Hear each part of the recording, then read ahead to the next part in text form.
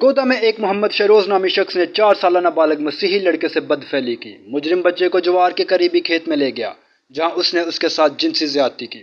वालिदैन को खेत में देखकर हमलावर मौका से फरार हो गया। पुलिस ने मुलजिम के खिलाफ FIR दर्ज कर ली।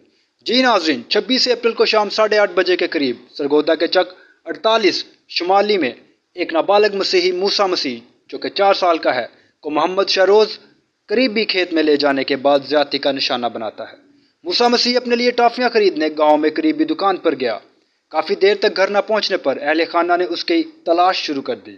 मूसा मसीह के वालिद शहजाद मसीह अपने भाई इरफान के हमरा फौरी तौर पर उस दुकान पर पहुंचे जहां मूसा टॉफियां खरीदने गया था।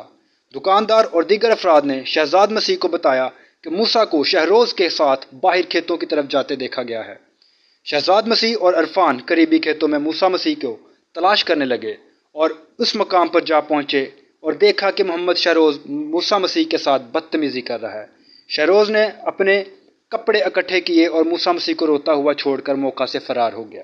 इरफान मसीह फौरन अपने भतीजे को उठाकर कैंट थाने ले गया। पुलिस ने मोहम्मद शहरोज के खिलाफ 376 PPC के तहत FIR दर्ज की।